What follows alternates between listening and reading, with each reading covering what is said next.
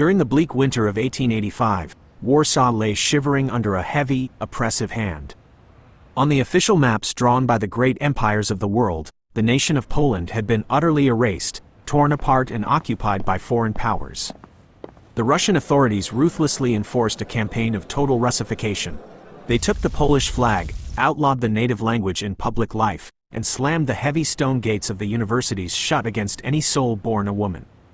The Tsarist regime believed that if they starved the minds of these women, they could finally kill the rebellious Polish spirit. But they forgot that you cannot lock up the truth, you can only force it to take flight. To the watchful eyes of the Russian secret police patrolling the snow slush of the cobblestone streets, the young women walking past were just quiet, unassuming girls holding sewing baskets or bundles of laundry. The occupiers did not see the telltale ink stains on their fingers, nor did they notice the forbidden physics and history textbooks hidden beneath layers of lace and wool. This was the birth of the Flying University, a subterranean sanctuary of higher education that possessed no grand arches, no stone pillars, and no permanent campus. Instead, it earned its name because it constantly took flight to evade the gaze of imperial spies.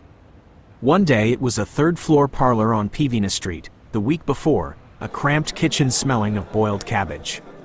Every single scratch of a student's pen was a terrifying gamble, and every whispered lecture carried the very real price of a cold cell in the Warsaw Citadel or a one-way train to the frozen, unforgiving wastes of Siberia.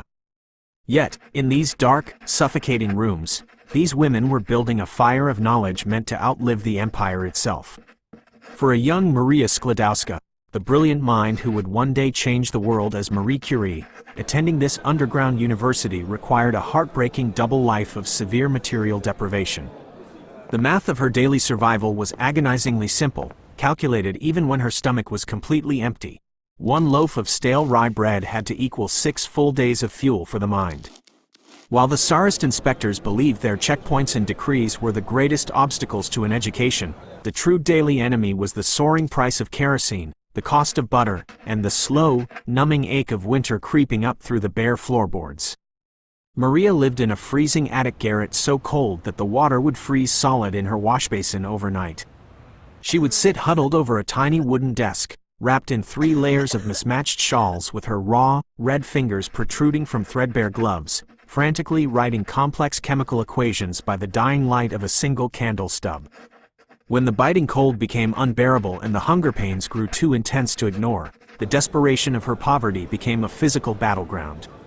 Her older sister, Branya, returning home exhausted from her own long shifts, would find Maria freezing in the dark because coal had gone up 2 kopecks that week, money that had to be saved to pay their underground professors for laboratory chemistry seminars. Maria's cheeks were hollow and her eyes were sunken with dark shadows of exhaustion, yet they blazed with an unnatural, terrifyingly quiet focus. To her sister's tearful warnings that she was starving herself, Maria would offer only a fierce, unyielding whisper. When she was reading, the hunger stopped, and when she was solving an equation, the cold could not touch her. The occupiers could take their clothes, their food, and their country, but they could never conquer their intellect.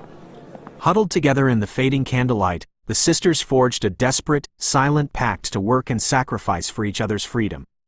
They chose to let Warsaw freeze and let the code of the Tsar forbid them, stubbornly buying their future one cold, defiant night at a time.